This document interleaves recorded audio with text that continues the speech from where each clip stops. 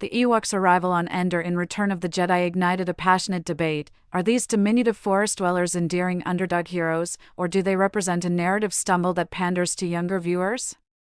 On one hand, their charm and resourcefulness inject a sense of wonder into the saga's climactic battle. On the other, critics argue that teddy bear warriors undermine the tension established throughout the original trilogy.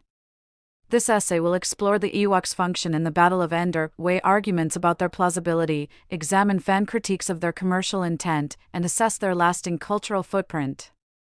At a narrative level, the Ewoks serve as catalysts for the rebels' success on Endor. Their intimate knowledge of the moon's terrain and talent for guerrilla tactics, hanging log traps, tripwire snares, and improvised gliders turn the tide against Imperial forces. Symbolically, they stand for nature's triumph over technology, echoing a recurring Star Wars theme that raw spirit can prevail against oppressive machinery. In this light, the Ewoks reinforce the saga's deeper message: belief, unity, and harmony with one's environment can conquer even the most formidable foe. Yet many fans question whether a tribe armed with primitive tools could plausibly rout legions of stormtroopers and mechanized walkers.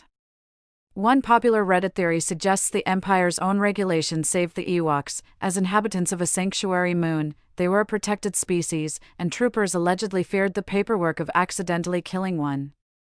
This interpretation attempts to reconcile on-screen implausibility, but it also underscores the lengths fans go to justify an unlikely victory, revealing lingering doubts about the sequence's credibility. Detractors often point to toy aisles overflowing with Ewok plushes and action figures as evidence that Lucasfilm designed these creatures to drive merchandise sales. As one True Film discussion notes, the prevailing criticism of Return of the Jedi hinges less on its story than on its kiddie aesthetic, embodied by cuddly teddy bears, suggesting a calculated move to capture a younger demographic. Such critiques argue that marketing considerations diluted the saga's maturity and stakes, turning a pivotal battle into a lightweight interlude. Despite divided opinions, the Ewoks have left an indelible mark on popular culture. They headlined their own holiday special, spawned countless collectibles, and remain a nostalgic touchstone for many fans who grew up with Plush Wicket and his kin. Whether viewed as ingenious allies or as a narrative misstep, their presence on Endor continues to spark lively discussion.